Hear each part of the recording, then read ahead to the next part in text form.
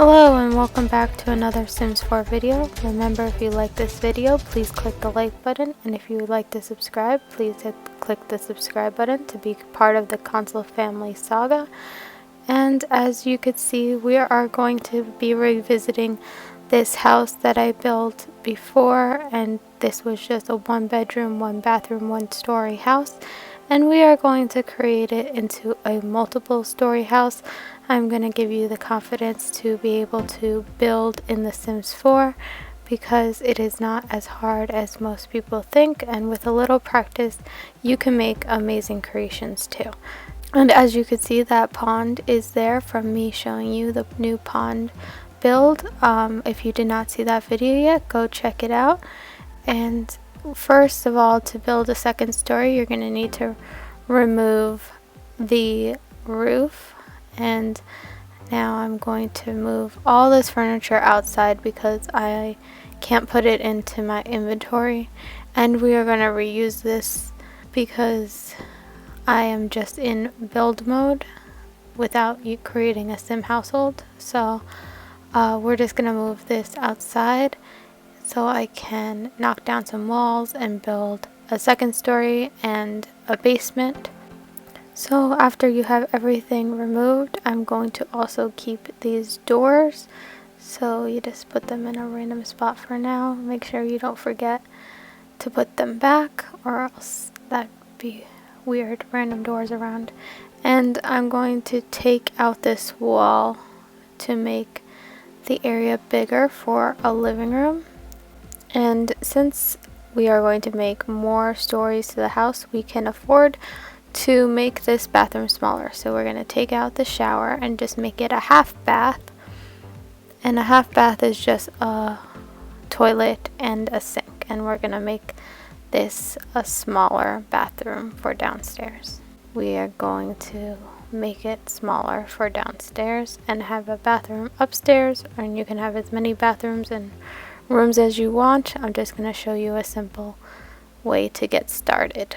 So for right now, that bathroom should be small enough. So I'm pretty happy with the room that I have now that I could continue building.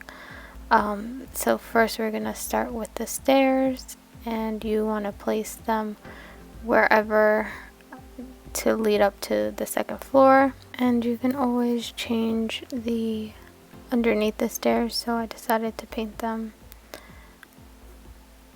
If you don't like the siding, you can always take away the bottom so that there's no solid stairs.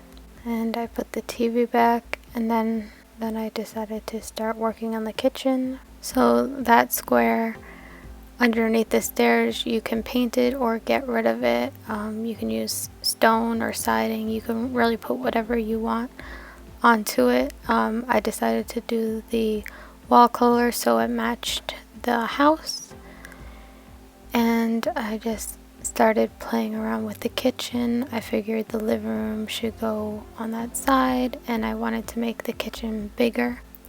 And so even though this didn't look good or work out, it just shows you that you can make an island using these pieces.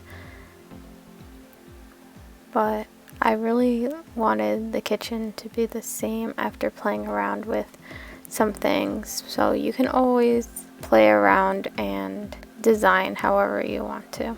So this is making a full island that's a circle, and if you want, you can put a sink there. And then I noticed that the chairs don't clip, so you would only be able to use one stool.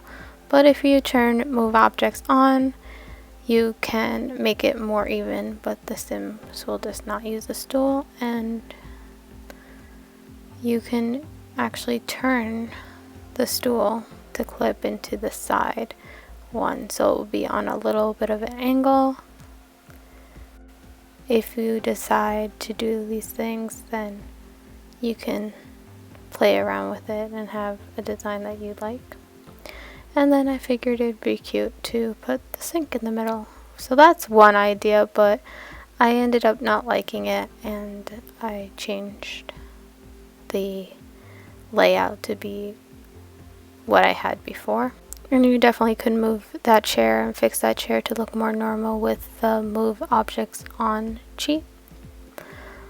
But I decided to leave that for now and continue putting the living room in. So I took the couches that we had before and made this L-shape living room space.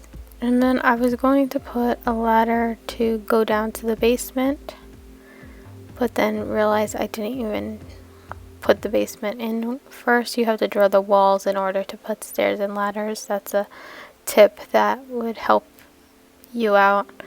So that's also a mistake that I made here. This staircase cannot be this close to the wall, because when you try to make walls, it's just going to delete your staircase. So you need to have at least one tile for your sim to get out. And this is where I realized that it's going to delete the stairs because they need to be moved back one. And then also the Sims created this new feature where you can turn the staircase however you want, and you can really make some winding staircases. So because this was cutting into too much of the dining room that I wanted to create, I decided to turn the staircase. So first you complete the second floor, and there's that one tile for the sim to get out. And then we have to put back the roof.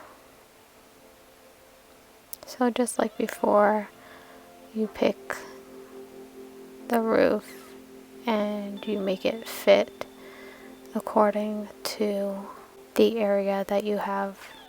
It is easier to place roofs when you don't have too many angles to your build. So this one just includes 2 roofs to cover the whole area. And of course you adjust the roof however it needs to be adjusted to fit. As you can see, some clipping is happening, so you just adjust the roof, how high, how small. Every little aspect can be adjusted, so take advantage of that so it doesn't look strange on your build. So to fix those sides that you see on the roof, if you add a thicker roof trim, it would make the build look a little nicer, but I ended up just leaving it for now. So little tricks like that can help your build look nicer. And now we're going to build the walls for the basement so we could get a basement into this house. And for the basement tool, you can use the house and anything that's available underneath the house. So you can actually make the basements bigger than the house. The tricky part is lining the house up with the basement because it's not really clear where the house is. So as you can see, you kind of have to guess where the stairs are going to be, and that's not where I wanted the stairs. So all you have to do is just move the stairs to fit where you want them to be, and then adjust the bottom accordingly, however big or small you want it. Now I didn't put anything into the basement, but you can feel free to decorate the basement. And as you can see, that's where the basement's going to be. It's just extra room for your Sims, and you can make it into whatever you want. At first I thought I was going to make a little room for these stairs to cut it off from the house using walls. So this is what houses look like in real life. You can have a little room to access the stairs to go down to the basement, but I ended up just using railings and fences to separate the stairs from the second floor. But this is definitely one option. And this is just to show you your different options that you have in The Sims 4. And whatever you like and whatever your style is, you are free to do those things. So I just moved that couch so it doesn't accidentally delete. And then I decided to make the bathroom smaller lengthwise instead of widthwise to give some more room in the living room because everything seems small and squishy. So first I fixed the bathroom so the sink can fit. I have to delete this wall because it looks awkward. So basically you just click on the wall and delete using the triangle button, or remove wall using the X button to remove the wall. And now I'm just moving the windows for everything to make sense. So there's privacy in that bathroom. And now I'm happy with the layout of the house. Next we need to pick a dining room table and dining room chairs to fit into this dining room. Again, you could pick your own style. You pick the dining room chairs to fit under the table. You pick the dining room chairs to fit under the table, and as you could see, the green spots where it lights up is where you can place chairs. I like to fill up my tables with all the spaces possible. If you get a longer table, you can have 3 chairs on each side and 1 in the front, 1 in the back. And then I put the kitchen back to how I had it before. So that is the kitchen dining room area. And then the living area is right here. And of course for safety we need to put some railings on. So you pick your railing, then you duplicate the railing for downstairs. And then instead of a wall, I decided to use fencing. So you pick the same fencing that matches the railing, and then you create a little barrier so there's no big hole in your floor. And then I'm going to put all the things back upstairs, but first we have to create walls. So this whole thing can be the bedroom, and you could split this up however you want.